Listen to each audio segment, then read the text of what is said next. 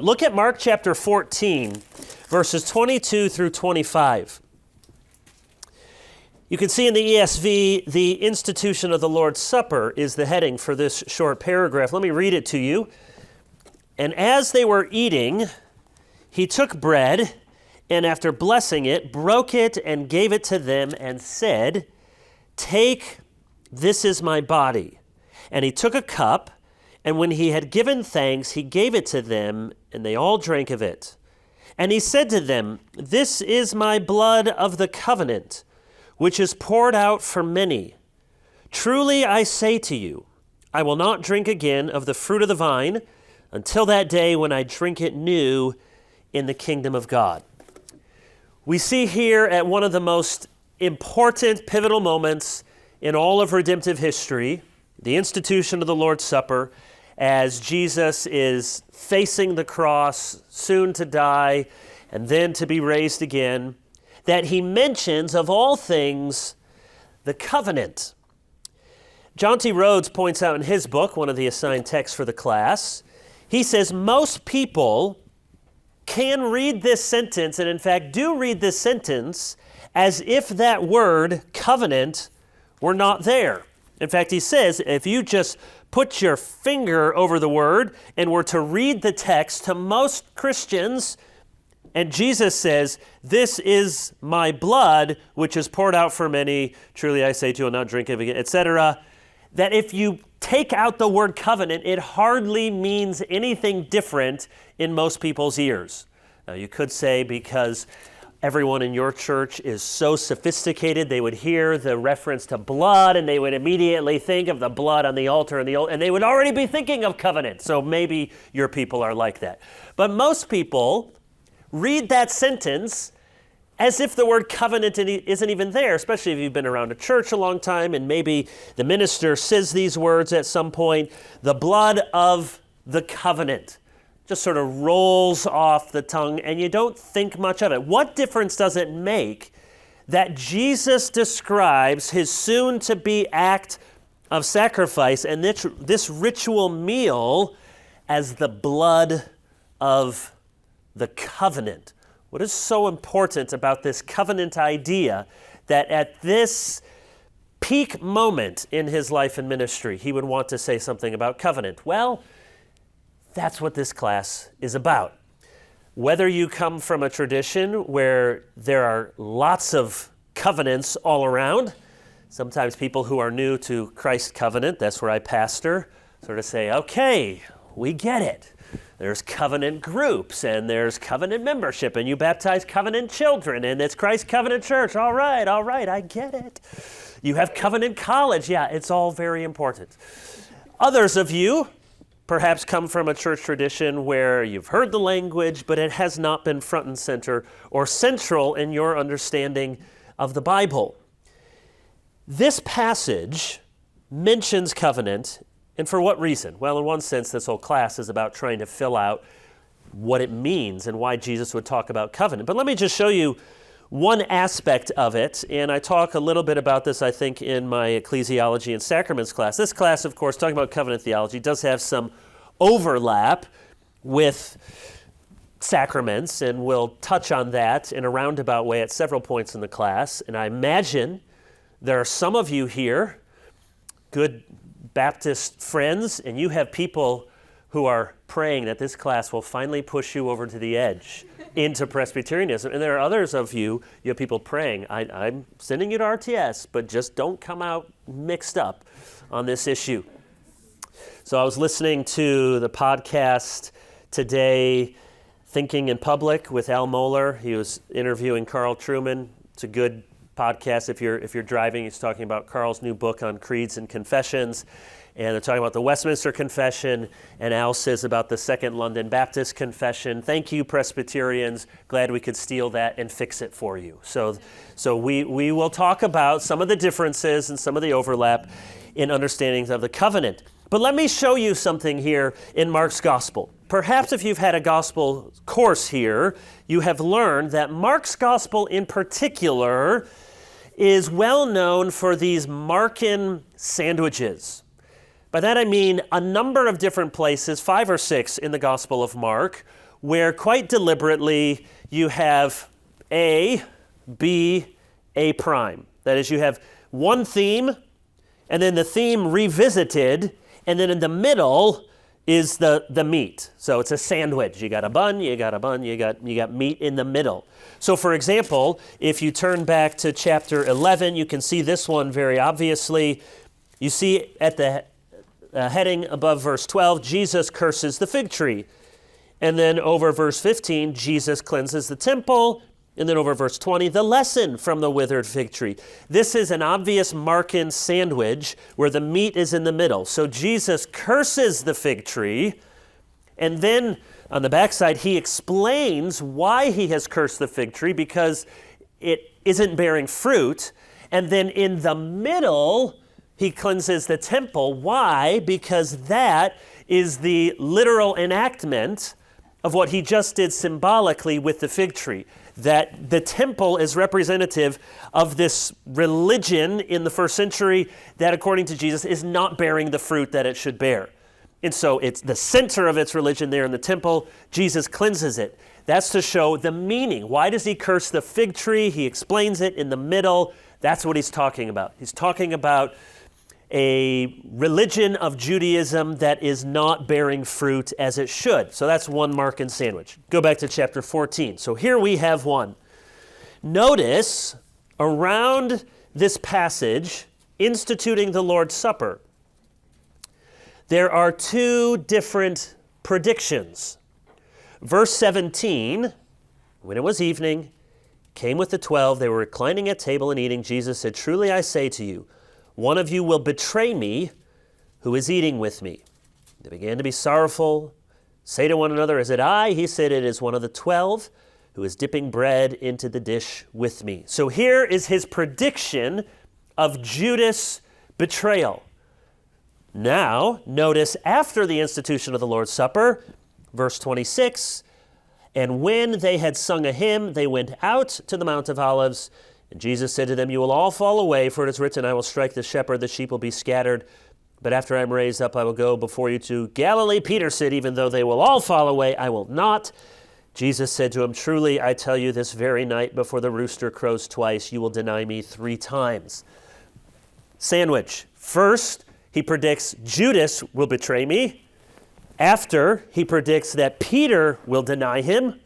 Now, Judas will end his life in ignominy, and Peter will be reinstated. But here he's predicting betrayal and denial. And in the middle, here's the Markan sandwich. In the middle is the institution of the Lord's Supper. Why? Because this picture of Jesus at the Lord's Supper is the covenant-keeping Messiah in the midst of covenant betrayal. That's what this sandwich is showing us. You have Judas, a covenant betrayer. You have Peter, who is going to be a covenant betrayer. Both of them represent the covenant-breaking spirit here, even at the heart of the apostolic band. But in the middle of this sandwich, then, highlighted for us is Jesus, because he is the covenant-keeping Messiah in the midst of covenant betrayal. Just one of the reasons that it's significant that he describes this act as the blood, my blood, of the covenant. Here I am, Jesus says, I am fulfilling what has been promised and predicted and administered throughout redemptive history, and as I'll argue in the class, in eternity past. I am fulfilling here in this supreme act of my sacrifice the promissory note of the covenant administration.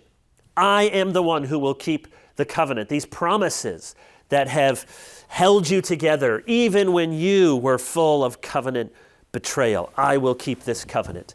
That's, in one sense, the very heart of the gospel, and it helps us make sense of what Jesus is doing here in the upper room. He is the covenant-keeping Messiah in the midst of covenant betrayal.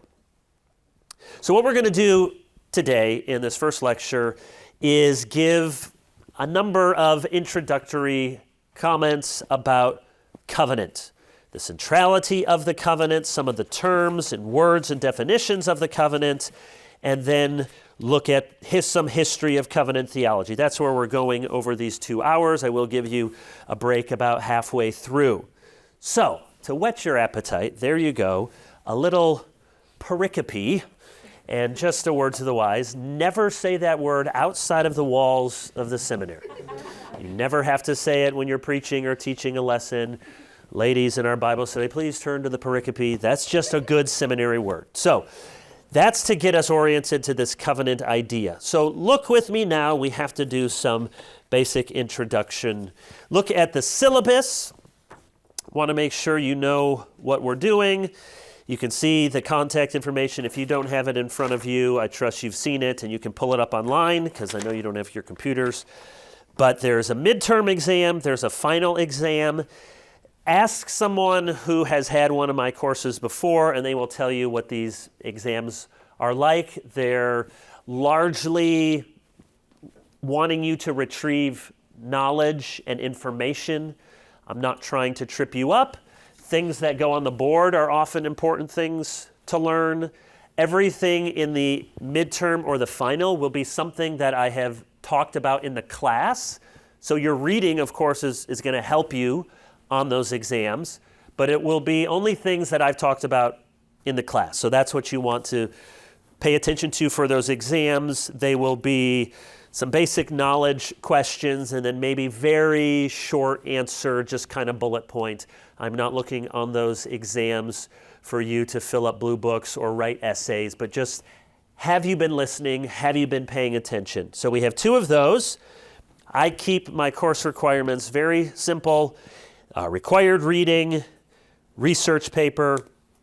I want you to read with reasonable care. That means I don't want you to skim. It also means if you're reading a harder book like Turretin and you get by a paragraph and you think, I'm not sure I got all that, that's okay. You can keep going. I know you have a lot of reading to do, but with reasonable care. And I don't want you to listen to the books on Audible. I don't know if any of these books are on Audible or other audio. I listen to books on Audible. It's a great thing to do, but for a graduate level class, just a different kind of, you learn in a different way when you're able to have the input coming through more than just your ears as you're doing the dishes. If you've read one of these books before in another class, you can talk to me about that. Research paper, 35% of the grade. You can see all of the specifics there. Again, you can ask somebody who has had me for a course before if you haven't. I usually am grading on a few points for your format. Did you follow these instructions? You would be amazed, or perhaps you would not, that only a very small minority of students, you will be the exception, I'm sure, follow these instructions as they are laid out so wonderfully and clearly here with margins and fonts and all the rest. So pay attention to that. That's a few points. And then I will grade you on your research. Do you show evidence of doing graduate level research, that you have appropriate number of sources, a variety of sources? In particular, if you're arguing against something or someone, it's okay. You can write a paper where you don't agree with what I've said in the class. That's okay. I don't grade you down for not agreeing with what I'm saying in the class if you have a different take. But I will grade people down if you are not giving your intellectual opponents, whether I agree with them or not, a fair handling. So you want to show that you've done good research to understand the arguments you're making and the arguments you're critiquing. Do not go over the word limit. I do not want you to write more than that. I will not read past that. I may not accept your paper if it is past that. And the paper, 3,500 to 4,000 words. If you're at 3,350 words, don't fluff up 150 words.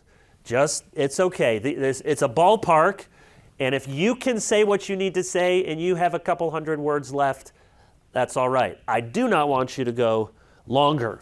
One of the things in life and ministry is to deal with constraints of time and space. So you may think it's a great idea, and I would really be impressed to read your 8,000 word or 20,000 word manuscript, but I would not. So there are several paper topics. You are not limited to these paper topics. In fact, I would enjoy it if you didn't all write on the same 3 or 4 things. You don't have to clear your paper topic with me, but it's a good idea. You could do it during a class break some week or after class. Sometimes we'll have to scoot right away, but you could do it one of those times, or you can send me an email. If you aren't sure as you start working on this weeks from now, months from now, by all means, just check with me, because it's easy to say, does this look like a good topic? How would you shape it differently, rather than turn in a paper and find out that wasn't a very good topic. But you can roll the dice, because we're Calvinists and we don't believe in luck. So you can do what you want, but by all means, feel free. Also, I want you to do a good job on this paper. I think there are more important things than getting a good grade in this class. Easy for me to say. I already finished all my grades in all my classes. But you're here to do a good job. I assume you want to be here. I remember when I was in seminary, one of the great speeches, I won't repeat it all, that one of my professors gave me was just about your whole life. Some of you have families, you have kids, you're about to have kids right now. Okay, didn't come yet. You are going to have sickness, you're going to have things come up. So this class is important. Your grade matters to you. It's not the most important thing in the whole world. So keep in mind what sort of Christian you're trying to be, and I will try to grade your paper as fairly as I can. I will grade for writing. I know every professor has a little different philosophy on this, but with the papers, I am looking that you can write well, at least cogently and coherently. On the exams, bullet points, I'm just trying to get, do you got information? But part of being a pastor, and many of you are training to be pastors, or whatever kind of ministry you're doing, is the ability to communicate well, and one of the ways to do that is by writing. So I would not be doing you a favor, or the people that you serve a favor, if we didn't at least aim for good communication skills in writing. I remember it wasn't in the PCA, but in my previous denomination, when men would be examined, and often as they were examined before the presbytery, they get nervous, and you account for some nerves, but sometimes they just were very inarticulate, and it was very clear that they didn't know their stuff. But all the ministers were really nice people and would feel bad, and so after he would leave the room and we'd talk about it, and inevitably when someone gave a real clunker of an exam, a number of people would stand up and say, I know him personally. He really knows his stuff. I've talked to him about it. He just doesn't speak well in front of people. And so I would be kind of a jerk and say, I know he's a great guy. It's kind of what we're doing. It's kind of the profession we're entering into, is speaking in front of people. So all of you are here to learn things and communicate that to others. If you really are wondering about your writing or about your paper, you could even hand it in a couple weeks early. Usually 1 or 2 people in a class will do that, and say, Dr. DeYoung, would you take a look at this? And I can give you some feedback before the final date. I want you to be able to do the best that you can on this paper. So if you happen to be working ahead and you want some ways to edit and say, what do I need to do to make this better? Now, I'm hoping that all 40 of you don't do that, but if you do, I want to help you write the best paper that you can. You see the required reading there, self-explanatory, and you know the class rules about no computers in tablets. and taking notes. So one of the reasons I don't have people take notes, sometimes there's exceptions for learning things or other reasons, but one of the reasons I don't is because I am not trying to train you to be court stenographers. I'm not wanting you. Sometimes people will say, well, I can type a lot faster than I can write. That's true. I can get your notes more comprehensively if I'm typing than I'm writing. That's true. But I'm not interested in you reproducing my notes. If that's what I wanted, I could give you my notes. And I know every professor has a different philosophy, and some of them do that, and that's fine. But my approach is I want you listening, and I like eyeballs, and you'll write down things. And part of the active learning process is to be thinking and discerning, is this something that I think I need to know and I can jot down some notes? Because you have to be more discriminating when you can't just be cranking it out all the time. So there's my rationale for the class rules. My name is Kevin DeYoung. You can, I guess for this class, call me Dr. DeYoung, though that still feels sort of strange. My wife is very tired of the joke whenever a kid is sick, and she's of the, maybe you have that if you're married, my wife and her side of the family are very much, there's a sniffle, it might be cancerous, we should go to the doctor. My side, I don't know if it's like a Dutch or a Midwestern thing, but I kid you not, I mowed the lawn on a broken leg one time, and my mom said, "You're fine." So I don't ever send them, and so my wife is tired of all the times I say, "Honey, I am a doctor, so I think I can diagnose this." But you can call me Dr. DeYoung, I guess is fine.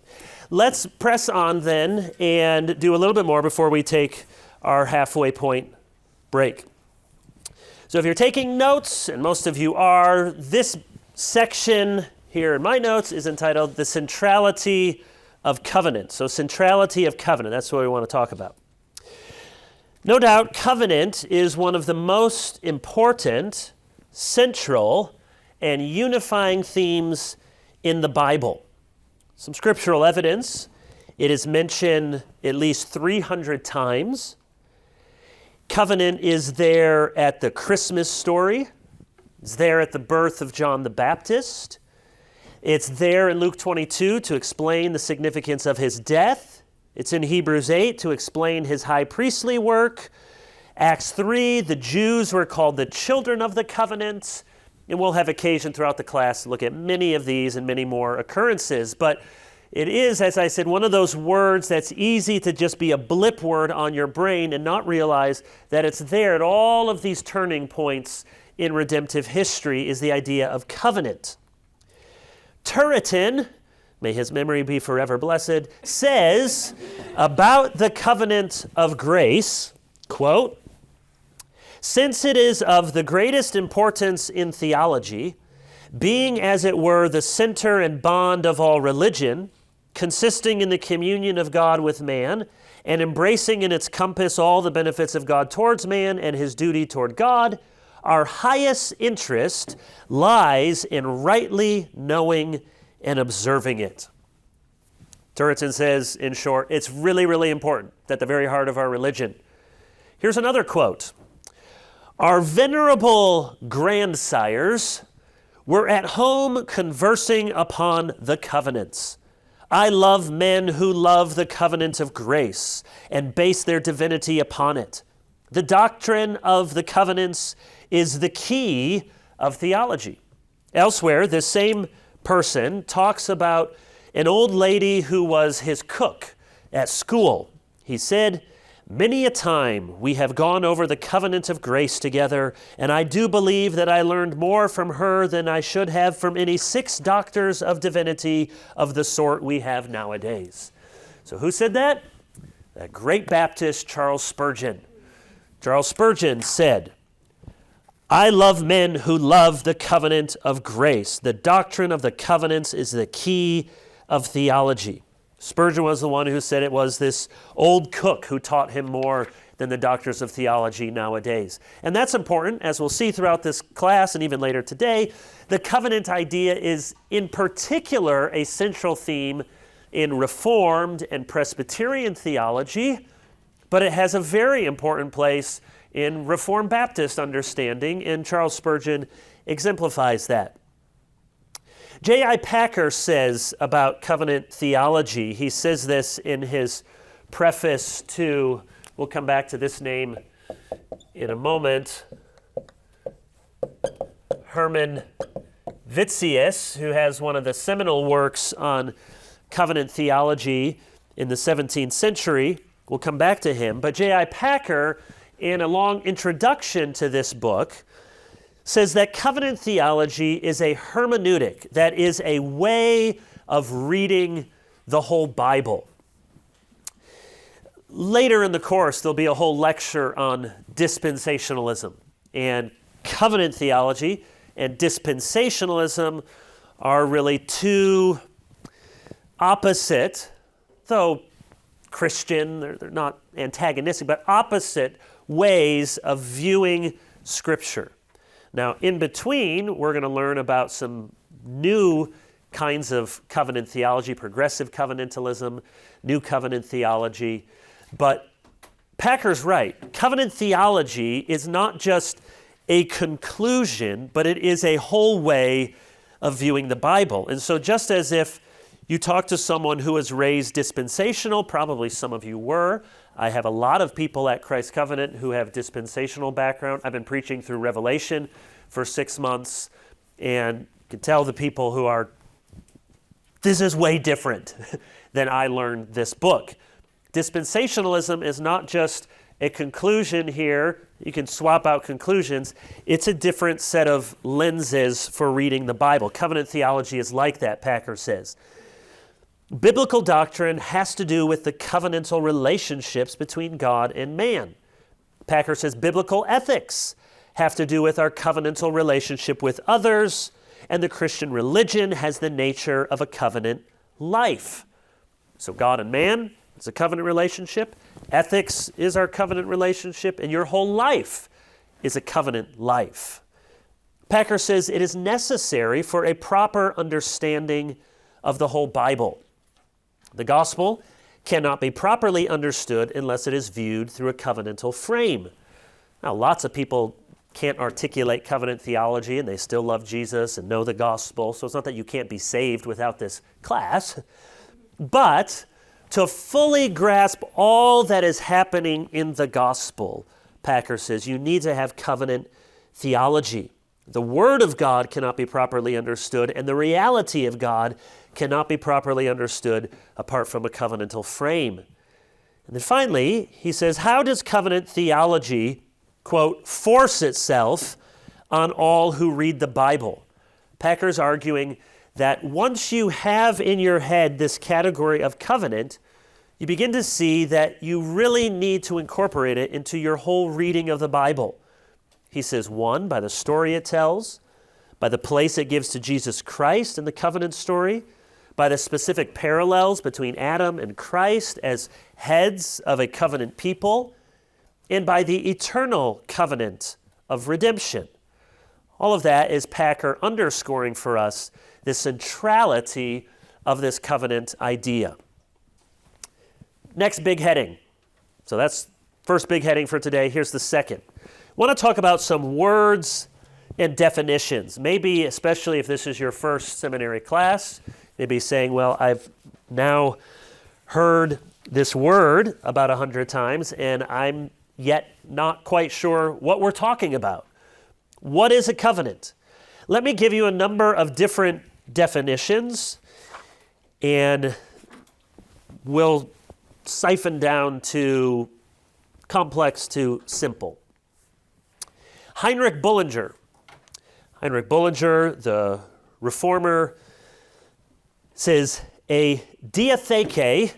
I'm going to come back to this in some detail in a moment, but this is very important. Diatheke is the Greek word for covenant, and berit is the Hebrew word for covenant. And we'll talk in a bit about whether they mean the same thing or something different. The Latin words, which are also important, there's several of them. Fides, not fetus, but fides with a D, testamentum, and pactum. So Latin, you can see our word testament. Pactum, you can see our word pact. And then fides, from which we get our word federal. So covenant theology is sometimes called federal theology. Fides here meaning head. So federal or covenant theology has to do with different heads. Adam being the head of the human race, and Christ being the head of the redeemed people. So fides. So these are other words that are, so these are the Latin words. And then Greek, diatheke, Hebrew, berith. We're going to come back to these in a moment. But Bullinger says a diatheke is in the singular number signifies a pact and agreement and promise. Now that's a pretty simple, straightforward definition. A covenant, think a pact, an agreement, a promise. That at least gets us in the ballpark.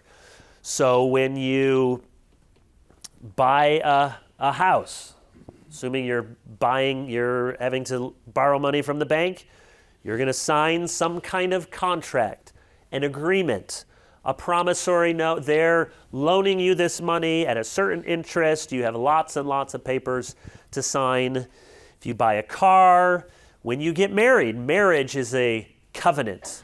You enter into a formal agreement or compact, and we'll spell that out in just a bit. Zachary Ursinus is a German reformer, Heidelberg, principal author of the Heidelberg Catechism, gives a more detailed definition: a mutual promise and agreement between God and men, in which God gives assurances to men that he will be merciful to them, and on the other side, men bind themselves to God in this covenant that they will exercise repentance and faith and render such obedience as will be acceptable to him. William Perkins says, a covenant is a compact made between God and man, touching reconciliation and life everlasting by Christ.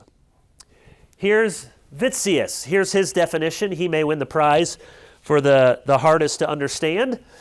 A covenant of God with man is an agreement between God and man, makes sense, agreement between God and man, about the way of obtaining consummate happiness, including, he uses these words which I don't use, commination, that is a threatening of divine punishment. So he says a covenant includes commination, a threatening of divine punishment, of eternal destruction, with which the contemner, come on, Vitzius, the contemner is someone who holds the way of salvation in contempt. So you can think of contempt, the person who holds something in contempt of happiness offered in that way is to be punished. In other words, Vitzius says, and bonus points for the alliteration, a covenant is a way towards consummate happiness, which threatens judgment upon the one who holds the way of happiness in contempt. So you see there, which will be important, the language of both promises and threats. Turretin defines covenant as, quote, a pact and agreement entered into between God and man, consisting partly in stipulation of duty and partly in the promise of reward. He says it can be described as a simple promise. It can be represented by symbols and sacraments. It can be described as an oath.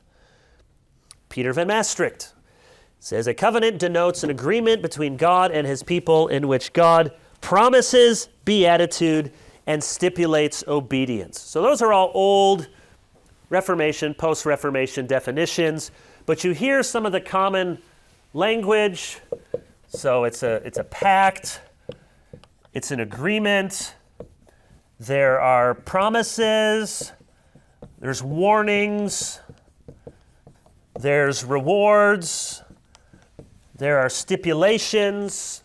So those are some of the common ideas in their definitions. Let's look at some more recent definitions, maybe a little easier to understand. John T. Rhodes, his book you're reading, and is an IPC pastor in the UK, says a covenant is a conditional promise. A conditional promise. Longer version, he says a covenant is an agreement between God and human beings where God promises blessings if the conditions are kept and threatens curses if the conditions are broken. So a conditional promise, blessing if you keep the covenant, curses if you don't keep the covenant. One of the big issues in covenant theology is this matter on whether or not we are right to speak of conditions in the covenant.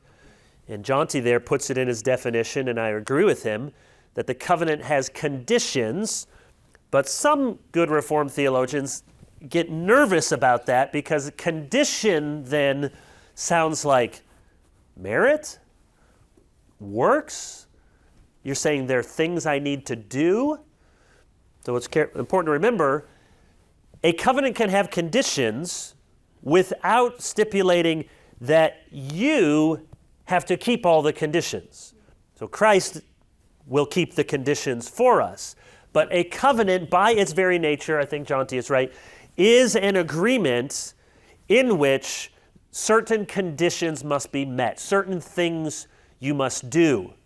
If you have, you and your friend agree to play basketball at 5 o'clock and meet there, and there's nothing that happens if you don't show up. There's nothing good that happens if you do show up. It's hardly a pact.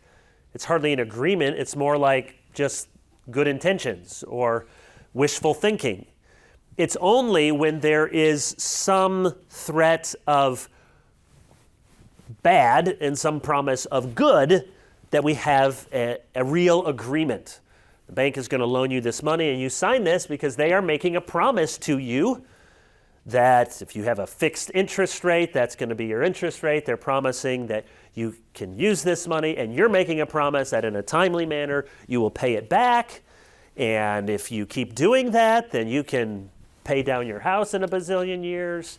And if you don't, then bad things happen. The bank comes, takes it away. It's a pact with agreements. Dr. Belcher says, the word covenant refers to a legal agreement between two parties that is ratified by certain rituals that emphasize the binding nature of the agreement. So Dr. Belcher here gives us a new concept to put in with covenant, rituals.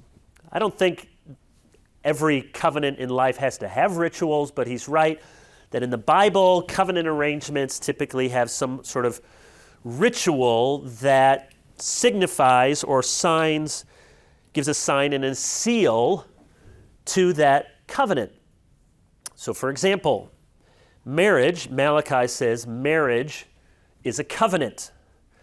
So as a covenant, how is the covenant union sealed? It's not a sacrament, at least Protestants don't believe it's a sacrament, but it has, you might say, lowercase s, sacramental significance. So as a covenant, what is the ritual that enacts and binds that covenant? Well, Gordon Hugenberger in his book on Malachi is very good at showing this, that in the Old Testament and into the New Testament, a marriage is constituted really by two things, by an oath of solemn promise, and then by this sacred ritual, which in marriage is the act of sexual intercourse. And it is an act that is meant to have a unitive and procreative purpose, that the coming together of a man and woman is for that latent possibility. I know it doesn't always work that way, but it is with that latent possibility of having children, which is, as an aside, one of the reasons I think we ought to hold on to the definition that marriage is between a man and a woman. It's not just, well, that's Christian marriage, and then there's secular marriage. I know it's likely to be a losing battle in the West, but I think we should hold on to the words as long as we can. That marriage is by definition an act that has a unitive and procreative possibility, which by definition a same-sex union does not. Now, we have reproductive technology that outside forces can intervene and those persons can still be pregnant or cause others to be pregnant, but the union of the two in themselves is not that kind of activity. So marriage is a covenant, and the ritual that binds and constitutes the marriage is that sexual activity. Why? Why does the minister say, and now you may kiss the bride? So the groom can just go, yeah, and give a really awkwardly long kiss that makes everyone, okay, we get the idea. Well, I think it's because, I haven't traced all the history of it, but best as I can tell, it's because that kiss you're bearing public witness to the ritual enactment of that covenant marriage. Now, it actually used to be, you go back to the Middle Ages, Reformation times, that it was sometimes the duty of the best man or the bridal party to be in the room when the marriage was consummated, behind a sheet or something, to make sure the marriage took place. So I think a kiss, better idea. So it's not just hey, that's kind of nice, they get to do a kiss and that's fun. It's a symbolic way of saying, we all bear public witness to this activity. We're going to trust that that's just a little foreshadow of the consummation of this relationship to come, but that ritual act is the sexual act that constitutes the covenant of marriage. And that makes sense why Jesus says that adultery is one grounds for divorce, because adultery is, by definition, a tearing asunder of the covenant relationship. You have signed the covenant document, as it were, on somebody else's covenant line. You have broken that covenant. You have constituted what ought not to be constituted. That's why that's so significant, and why that activity is what constitutes marriage and what allows, doesn't demand, but allows for divorce. So ritual, we see that in marriage, and we're going to see that in covenants throughout the Bible. J.I. Packer says, a covenant relationship is a voluntary, mutual commitment that binds each party to the other. And then O. Palmer Robertson, I didn't assign that book, Christ and the Covenants. Some of you have read it before or familiar with it. This is probably the most well-known, popular, contemporary definition. He says, a covenant is a bond in blood, sovereignly administered. O. Palmer Robertson, a bond in blood, sovereignly administered. Let's say something about each of those words. So it is a bond, it's a relational word. The binding together of parties in a covenant is by a verbal oath and or symbolic action. That's what I just said about marriage. That covenants tend to have a verbal oath and or some symbolic action. So even today, when you enter into an agreement, you have a symbolic action. You sign your name. Or if you really trust the person, it's more informal, you might do a handshake. There is something there to sign and to seal and authenticate you will be true to your promise. So it's a relationship bound by verbal oath and or symbolic action. As we'll see throughout the Bible, this often means eating a meal, setting up a memorial, sprinkling blood, offering a sacrifice, passing under a rod, dividing animals. Persons become committed to each other by covenant. And as we'll see in the weeks ahead, even this language, which we still have today, cut a covenant, or people might say, I'll cut you a deal. To cut a covenant is literally in the Old Testament because a covenant often involved the dividing of animals. We'll see this with Abraham in Genesis 15, and there's reference to the same practice in Jeremiah, and it's a Hittite practice of dividing the animals, tearing apart their carcasses as a symbolic representation. May it happen to me. May I be torn limb from limb if I'm not true to this covenant. So the covenant often involved the literal cutting of an animal. Or think about circumcision. The covenant of circumcision is the literal cutting away of the foreskin. So this language of cutting a covenant is very literal, and it even trickles down to us. Sometimes I'll cut you a deal. So there is a bond, a relational bond in blood. So we just saw that with the frequency of cutting. Without the shedding of blood, there's no remission of sins, Hebrews 9:22.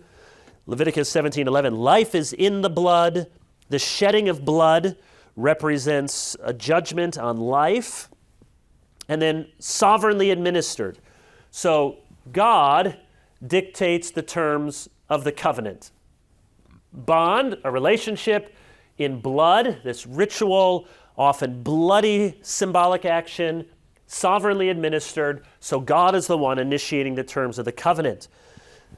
It's a pithy definition, which gets a lot of important elements: bond, blood, sovereign.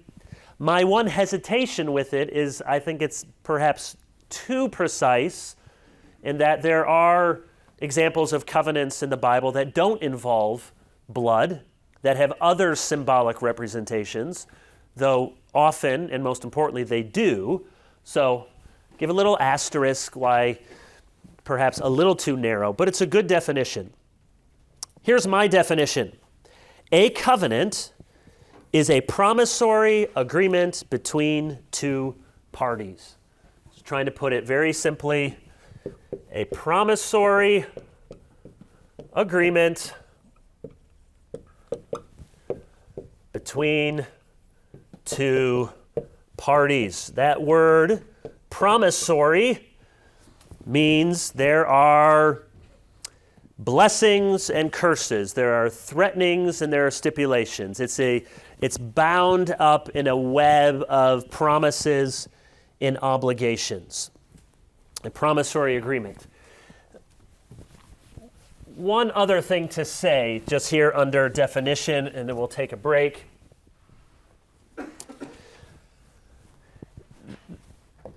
There's nothing to this that is infallible. Other people list it a different way. But I'd like you to think of 7 elements that are typically associated with covenants in the Bible.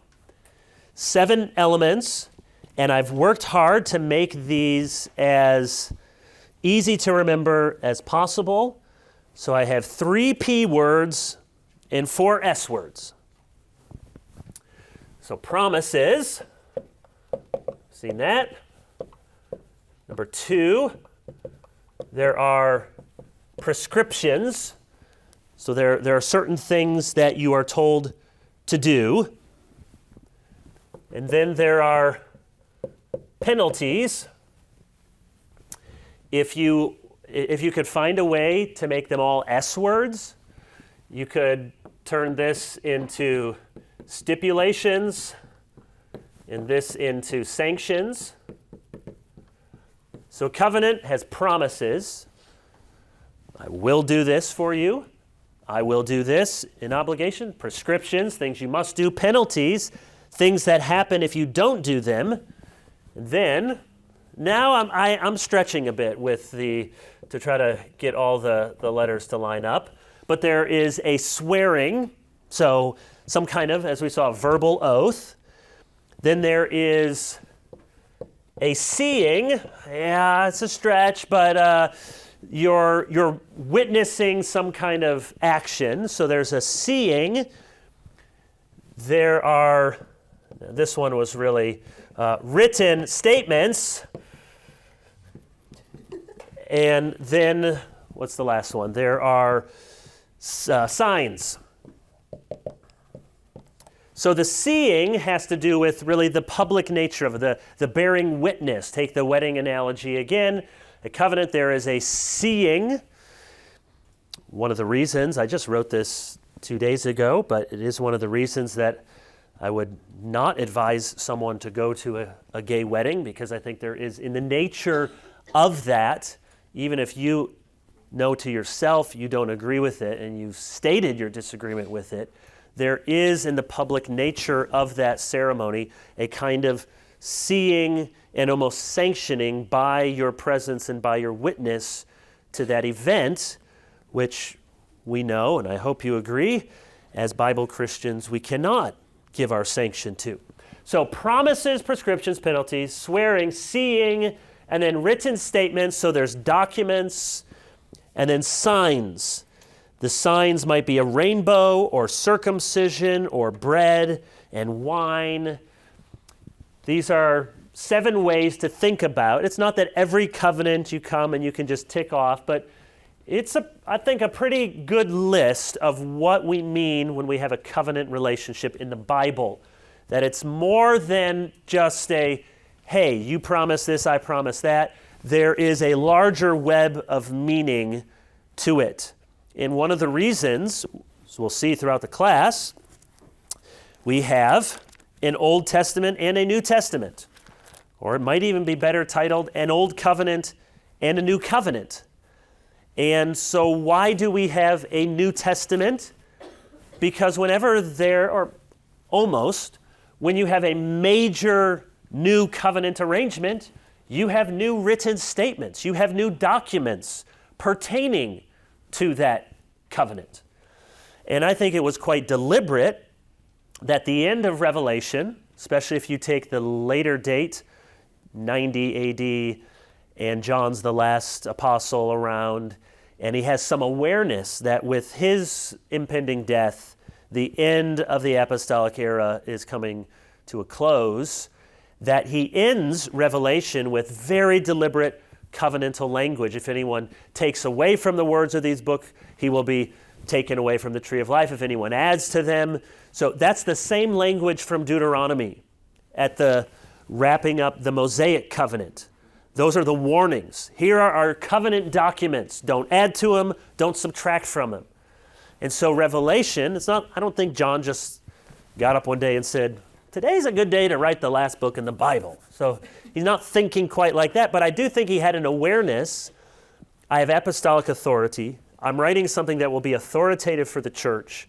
And as the last apostle, this is the close of an era. And so he thinks of it as wrapping up this new covenant literature in these documents. All right. Questions before I give you a 5-minute break? All right. Be back at 7:10. All right. Welcome back. We will jump back in so we can be done right on time. Over there in the blue are the 5 big headings in this first lecture. I don't think we'll get through all 5 of them, but centrality of the covenant, and we're here in words and definitions, and then we'll see how much of the rest we get through today. I want to come back under words and definitions now. We've spent some time with the covenant idea and various definitions, but I want to come back to these words, the Latin words, and in particular, diatheke, and berit. So you will definitely need to know this on the midterm. Just what's the Greek word, what's the Hebrew word, maybe what's the Latin word. So good to know those things. Berit is the Hebrew word for covenant, diatheke, the Greek word. And part of the disagreement is it the Greek word for covenant or testament? Or are covenants and testaments overlapping, or are they very distinct ideas? And you can see there the Latin word testamentum, from which we get testament. We'll come back to that. Everett Ferguson notes that diatheke occurs in three main places in the New Testament. In the supper narratives, so the Lord's Supper and then the retelling of the Lord's Supper, 1 Corinthians. In Paul's discussion of the covenant in 2 Corinthians 3 and Galatians 4, and then in Hebrews 7 through 13. So diatheke, which is normally translated covenant in your English Bible, occurs a lot of places, but in those three main areas, the supper passages, 2 Corinthians 3, Galatians 4, where Paul's talking about Old and New Covenant, and then Hebrews 7 through 13, which we'll come to several times in this class, which is an extended discourse on the Old versus the New Covenant. The focus then is in explaining the death of Jesus, showing the relationship between the Old and New Testament, and proving the superiority of the Christian economy. So covenant idea is throughout the Bible, but in particular it helps to explain the death of Jesus, the relationship between the Old and the New, and the superiority of the New. The question, is diatheke tied to the Greek idea of testament or the Hebrew idea of covenant? You say, well, what might the difference be? Well, we just said a lot about covenants, a pact, an agreement, a promissory. Think about a testament. I don't know, do they still sell those in Christian bookstores, testaments, M-I-N-T, and you put the little mints? Yeah, they don't have Christian bookstores anymore, that's why. But a testament, think of a last will and testament. Somebody leaves a last will and testament. It is bequeathing to someone an inheritance that becomes operative upon the testator's death. So that's what we're talking about, the difference between a covenant and a testament. And so should we think of diatheke as the Hebrew idea of a covenant or this Greek idea of a testament? And an even further question is that idea even how the ancients understood a testament, the way we do as a last will and testament? But it's at least a shorthand for trying to understand the difference.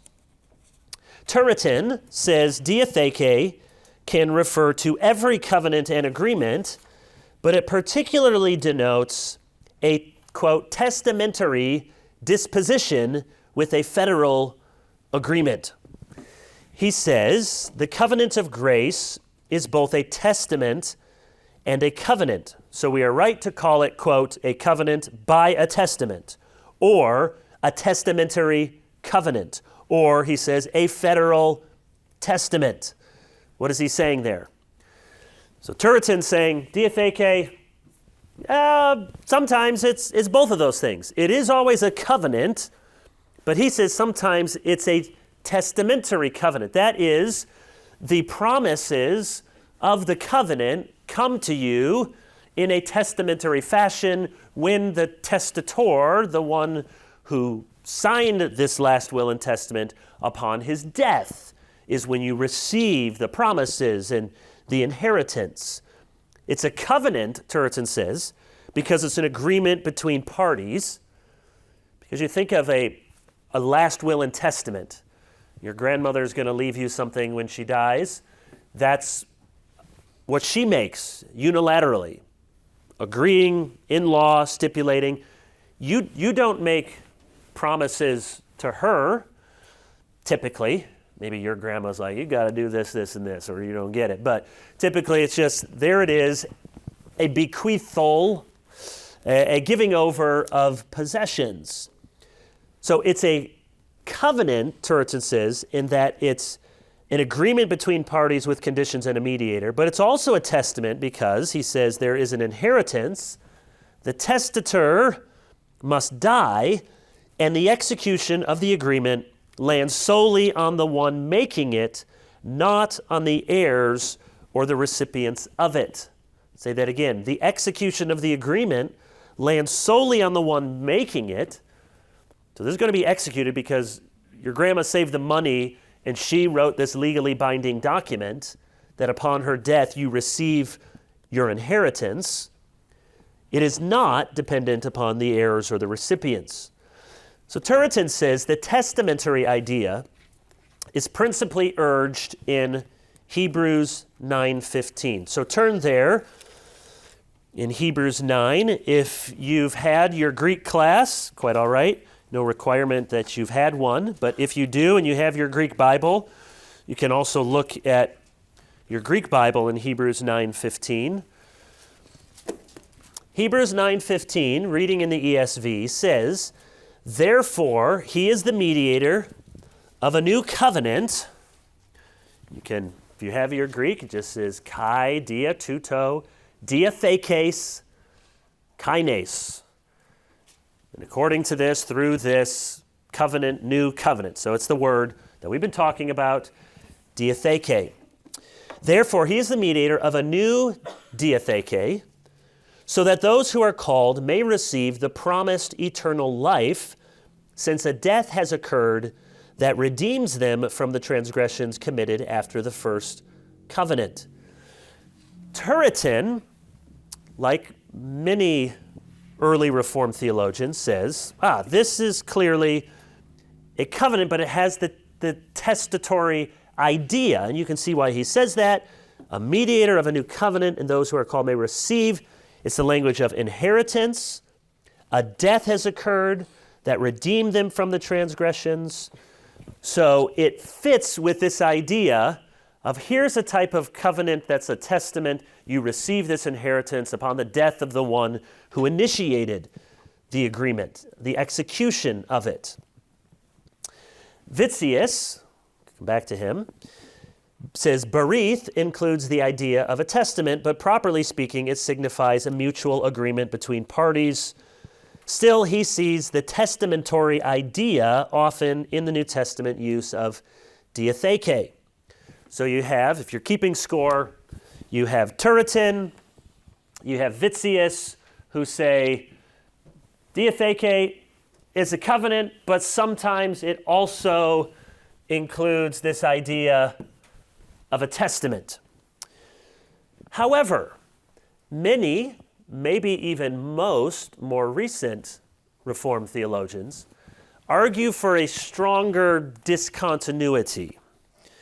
Gerhardus Voss says berith never means a testament. The essential nature of a berith is in its unalterableness, its certainty, its eternal validity, and a testament, he says, is by nature changing. And I think he means there because it's brought into effect or execution upon the death of one. So it's alterable in that sense. So how should we think of it and how should we translate it? Well, the Septuagint, every time you mention the Septuagint, Will Ross gets $1. The Septuagint writers, the Greek translation of the Old Testament, translate berith with diatheke. It seems that they did so because they didn't want to use this other word, which they could have used, suntheke. Suntheke, you see that this prefix, which often means together or with. So suntheke would have suggested some co-equality, some partnership in which each side was maybe doing its part. And so there's speculation that maybe they, in the Septuagint, they used diatheke instead of suntheke because they didn't want any confusion. They didn't want some kind of cooperation in the achievement of the covenant promises.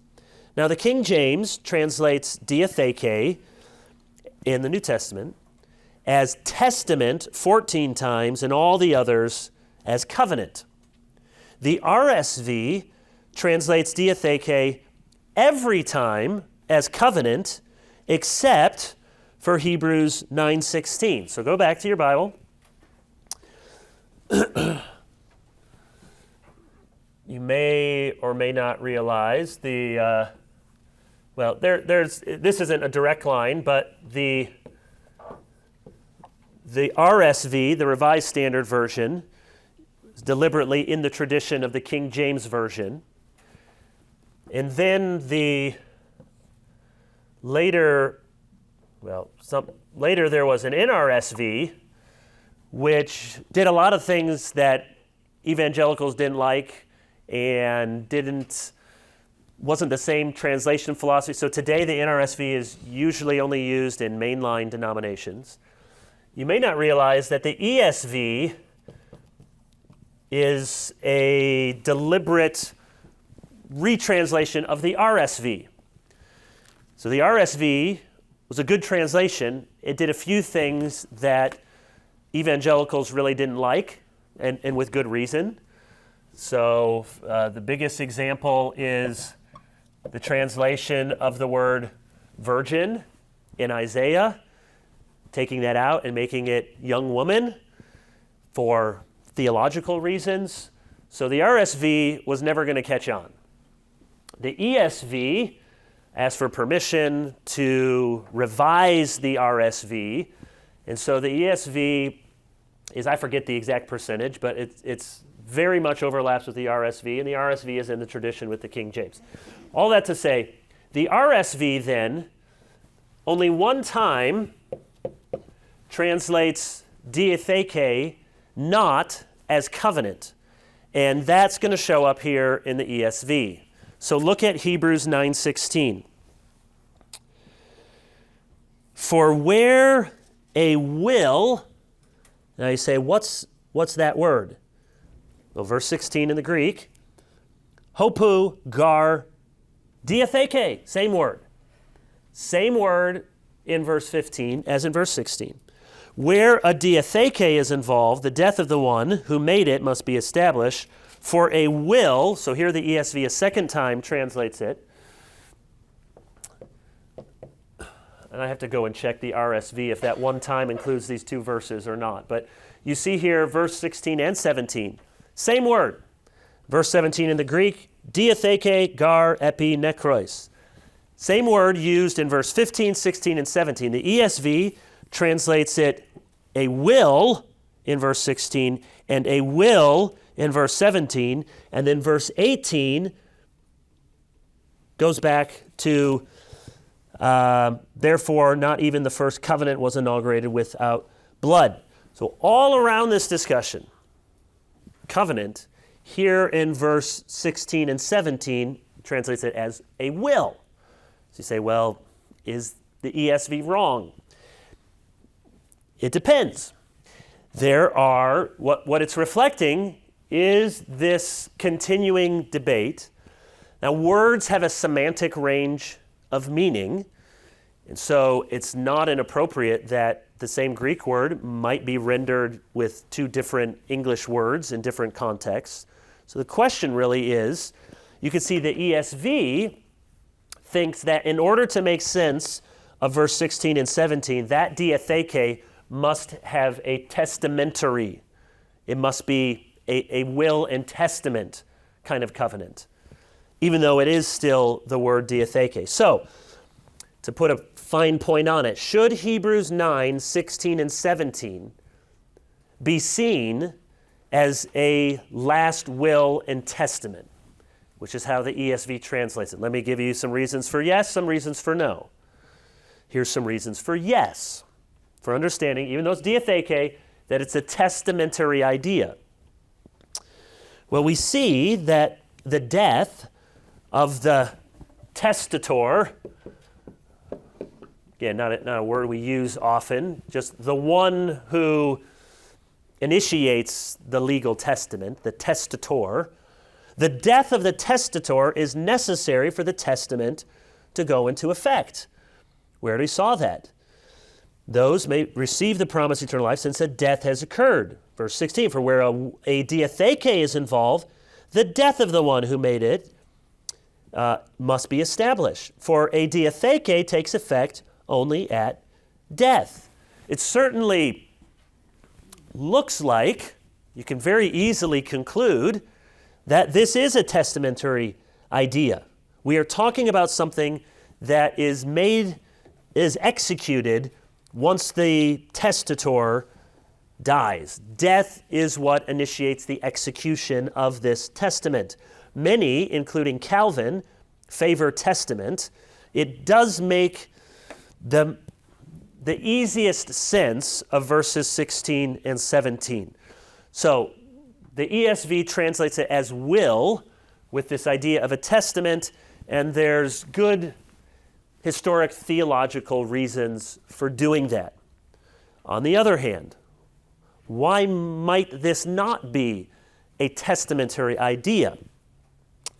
Well, one argument is to look at the broader context. And as I just said, the word in verse 15 is covenant, and then in 18, 19, 20, 21, see 20 again, this blood of the covenant, all these other references to covenant, it's all the same word. It's all diatheke. So you could certainly argue that that you would be right to want to translate that word the same in each of those verses rather than a different way in the middle in verse 16 and 17. So you could certainly make the case the burden of proof rests with those who want to make the middle verses a different word. Also, look at verse 17. For a will takes effect only at death. Well, that certainly seems to be the testament idea. A will is executed when the person who made it dies. But the word is, well, let me write it in English. The word is nekroi. Nekroi, if you've learned Greek, you can see that's plural. So the word translated death, nekroi, plural. So some argue you could say dead bodies. So a covenant takes effect at dead bodies, meaning that this is a reference to what I said before the break about dead animals, about the tearing apart limb from limb, that kind of a covenant idea. That the covenant takes effect is symbolically inaugurated not at the death of the testator, but at deaths, plural, dead bodies, meaning these animals. Also, the one making the covenant must die because he has sworn a maledictory oath against himself. So verse 17b then, since it is not in force as long as the one who made it is alive, could be thought of as a kind of symbolic death. So God walks between the animals. We'll see in Genesis 15, a fire pot, smoke and fire, that's a theophany. So God walks between them. And dead here then refers to dead animals. And it's the testator, when he's alive, is thinking in a symbolic sense that the Lord walking through those animals is a kind of symbolic death. Now, one argument against this view is it does require 17a to be literal death, 17b to be a kind of symbolic sacramental sign of death, but that's the argument. A further argument against the testamentary idea, and I think D.A. Carson said this when he taught Hebrews here a few years ago. He argued that what we think of as a will and testament is our own idea, but that's not how a will and testament worked in the ancient world. That's for others to investigate, but there's certainly a plausible case to be made. There's also another option to think that the covenant here that's broken is the Mosaic covenant. That's what's talking about the death of the Mosaic covenant, which is a nice alternative because the rest of the chapters are about the superiority of the new covenant to the old covenant, but it's a little bit of shoehorning into these specific verses. So what's the answer?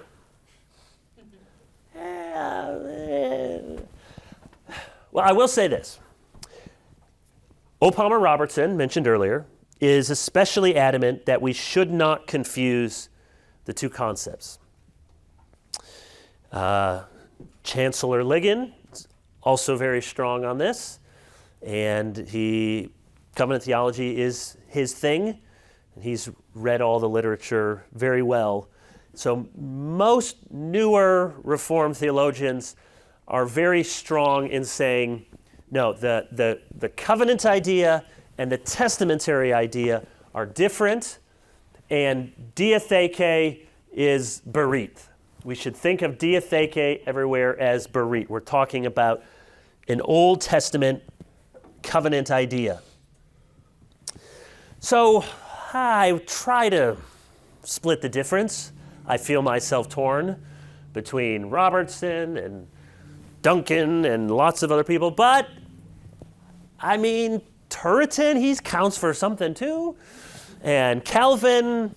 So it's not that we just weigh authorities, but it is to say this is an important issue, and yet one part of wisdom is to say, well, if the tradition has not spoke uniformly about this, doesn't mean we just toss up our hands, but it does mean we have to hold our opinions somewhat and our convictions somewhat loosely.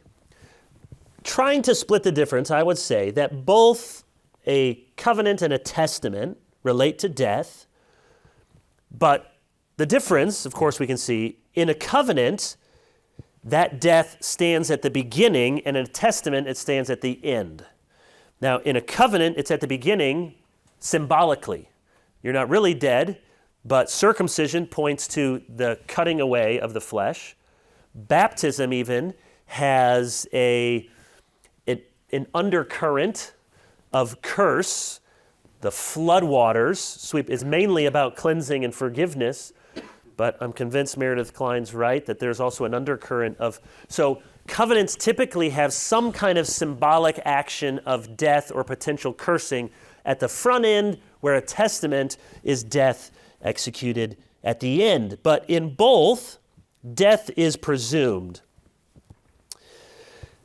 In testament, however, it's there essential to the execution of it, whereas in a covenant, avoiding death is the idea, that I set before you life and death. Christ's death is certainly to be understood mainly in terms of a covenant. It was a substitutionary sacrifice for covenant breakers.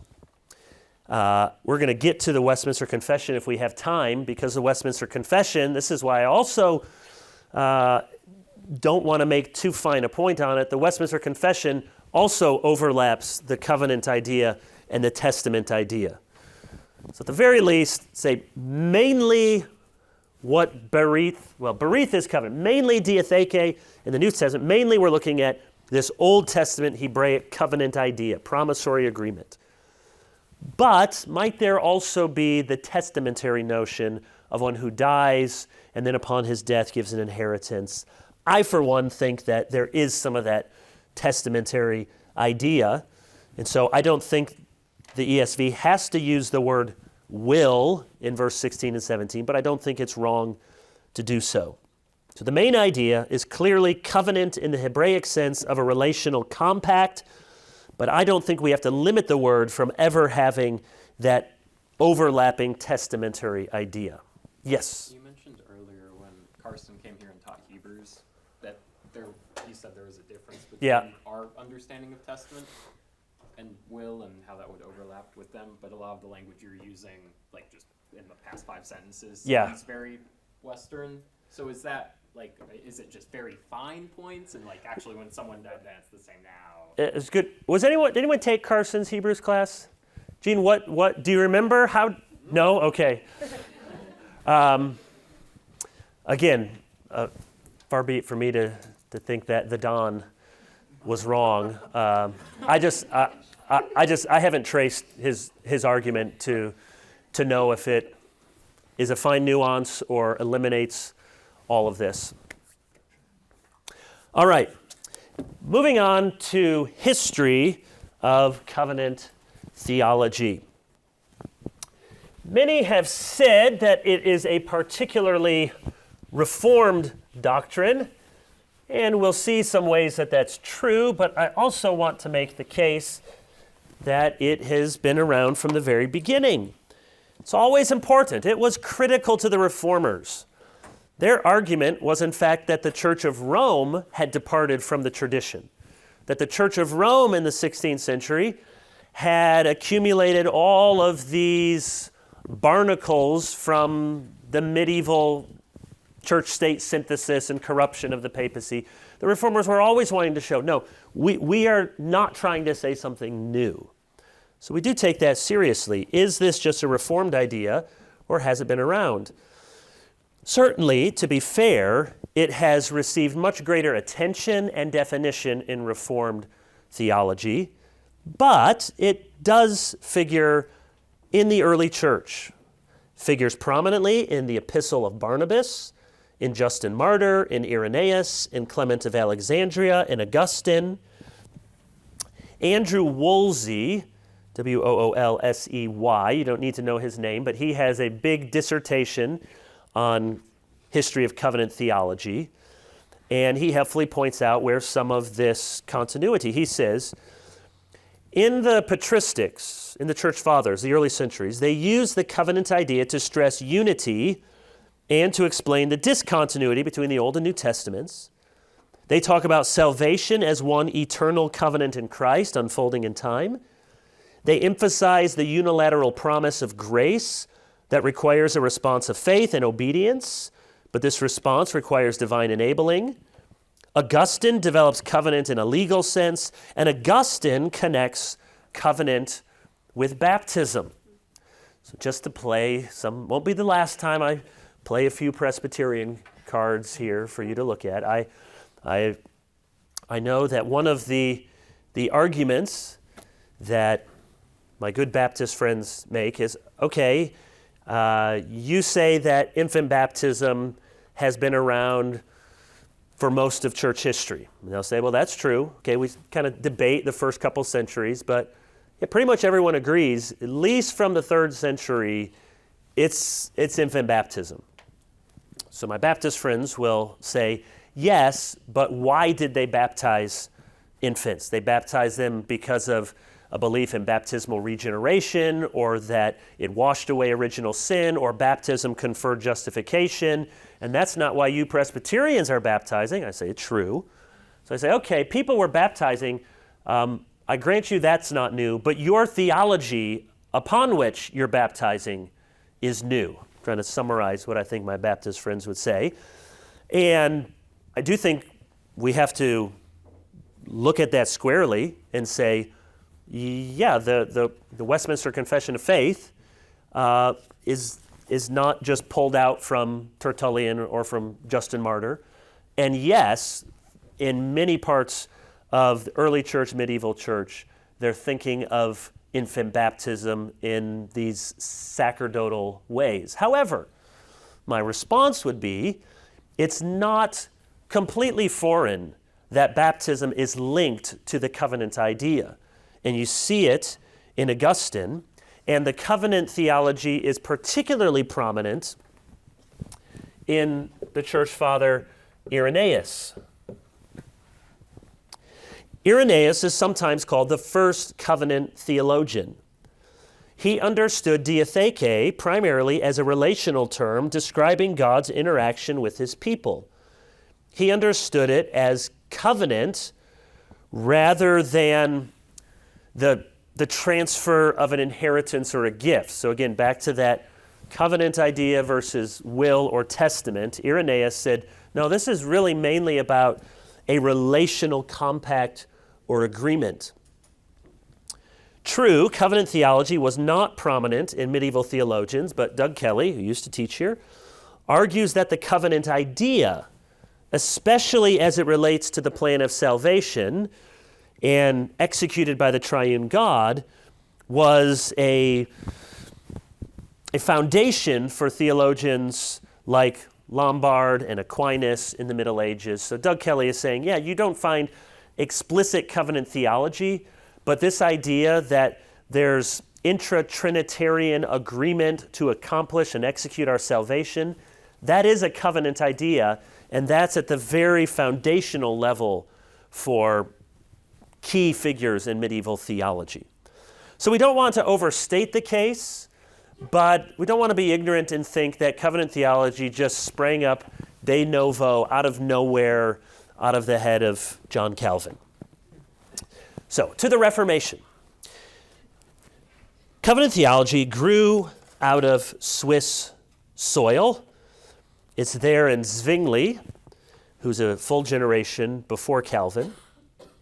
The first to write a Reformed treatise on the subject, I can't remember if I have this in the test, but it seems like a good fact to know, is Heinrich Bullinger, the first to write a full treatise on covenant theology. He's the successor to Zwingli, entitled Of the One and Eternal Testament or Covenant of God. So the first to write, I should say, a Reformed treatise is Heinrich Bullinger in the 16th century. So Zwingli, Bullinger, and then, of course, John Calvin. John Calvin, 1509 to 1564.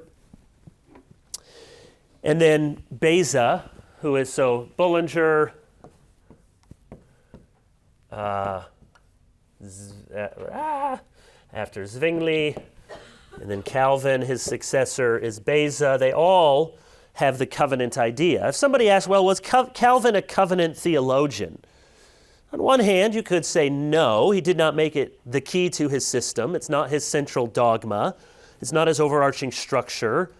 He did not talk about a covenant of works explicitly or a covenant of redemption. But more importantly, yes, he was a covenant theologian. The basic ideas are present.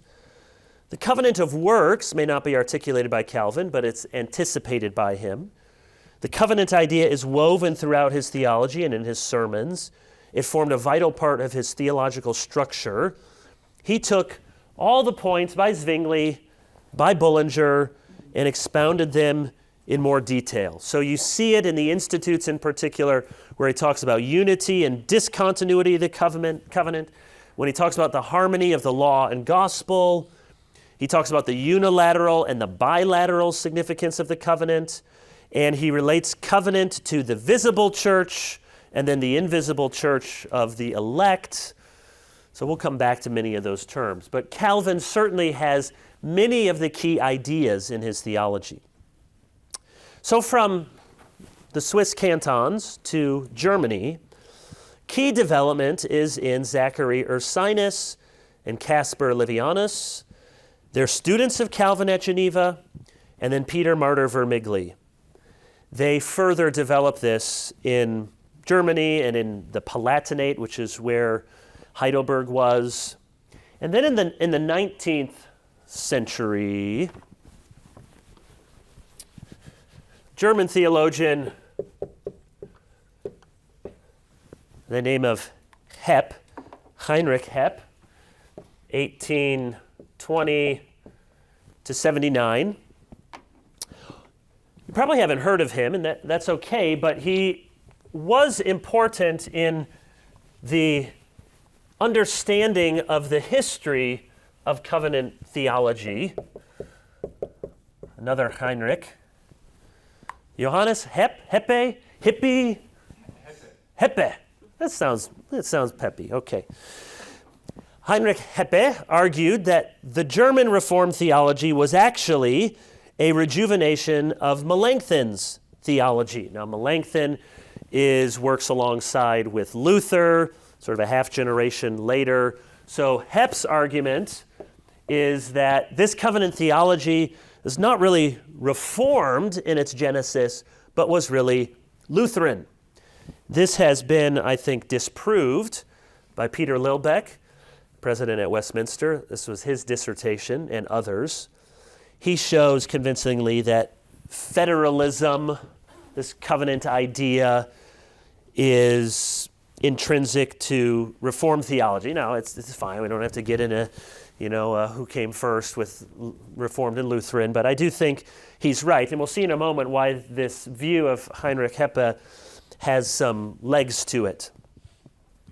Ursinus had been a pupil of Melanchthon, but it was from Calvin and Bullinger and Peter Martyr Vermigli that he became Reformed and learned about covenant theology. So that's a key part of the argument is Ursinus. Ursinus is the principal author of the Heidelberg Catechism. And the argument is, did he get his ideas from Melanchthon? Or did he get it mainly from Calvin and other Reformed? And Lilbeck argues mainly from Calvin.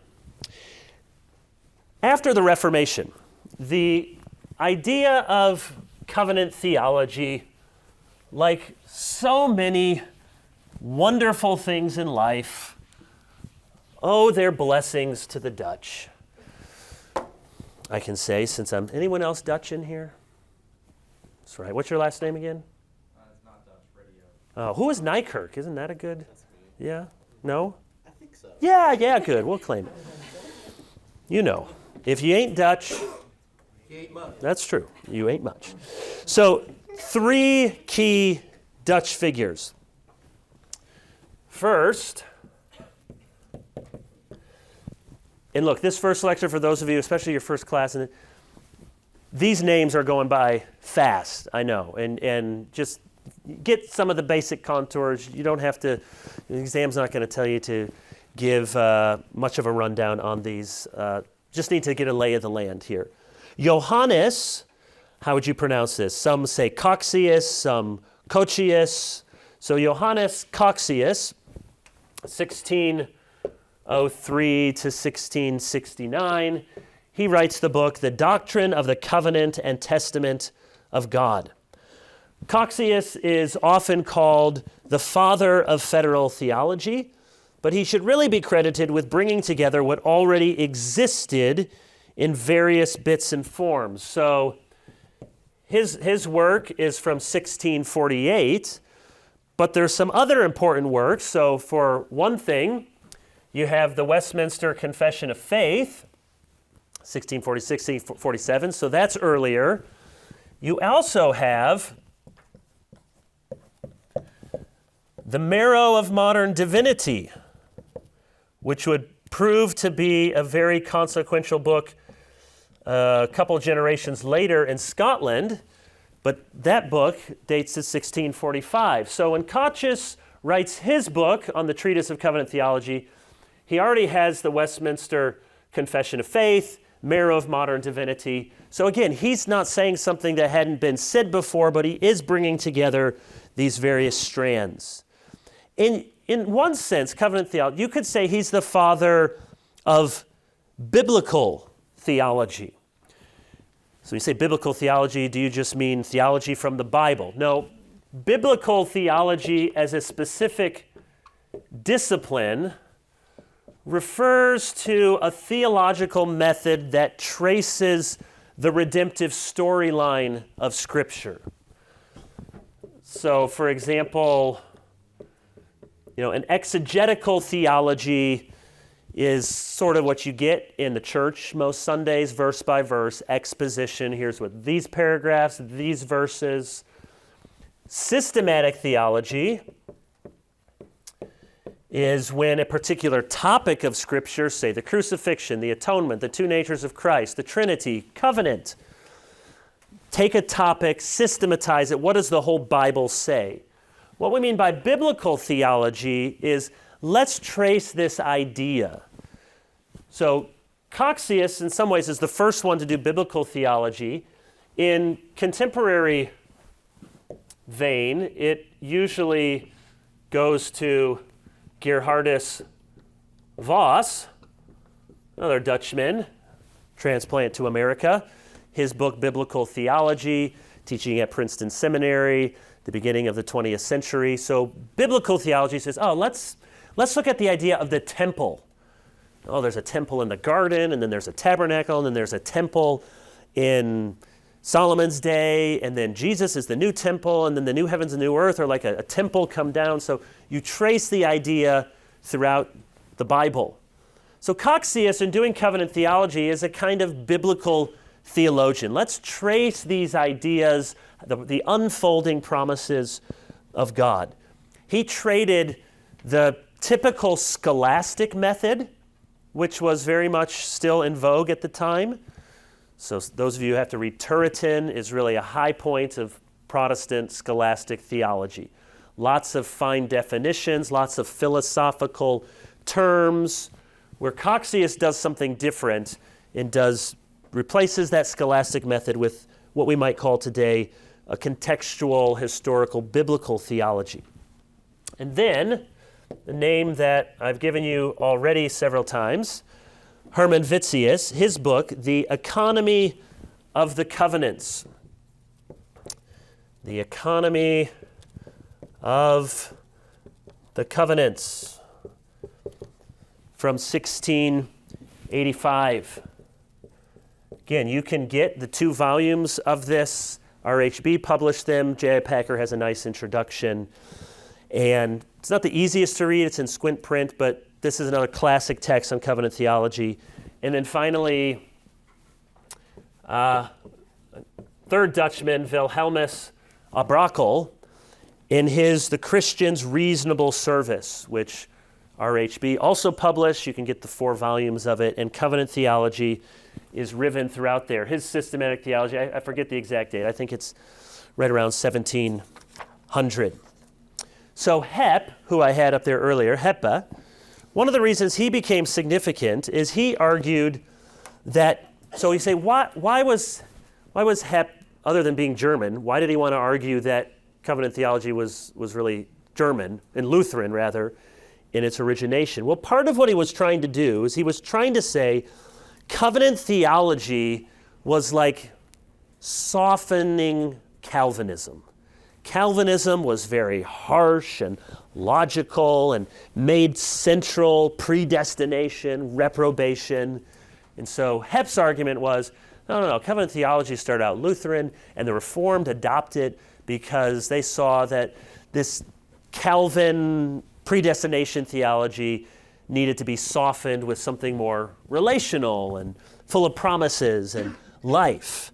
That basic understanding also gets matriculated to a famous American historian, maybe you've heard of, Perry Miller, writing 50s and 60s and writing about the Puritans and about Jonathan Edwards, and really a brilliant historian, still worth reading, even though he got some things really wrong. But Perry Miller famously argued that the New England Puritans also emphasized covenant theology because they wanted to tame the excesses of Reformed dogma. So that's why these arguments trickle down and become important. Is covenant theology something to correct Reformed theology? Or, as I've been arguing, no, it's there in Zwingli, it's there in Bullinger, it's there in Calvin. It grows up out of this Reformed theology. Gerhardus Voss argued that the very first real statement of covenant theology comes from the Westminster Confession of Faith. And we have run out of time to look at that, so that will be our cliffhanger for next week to pick up with a quick overview of covenant theology in the Westminster Confession of Faith. We'll get to this idea of covenant renewal, and then we'll move our way into the deep end of the theological pool. Oh, we've just been waiting around this week, and talk about the covenant of redemption. So, see you next week.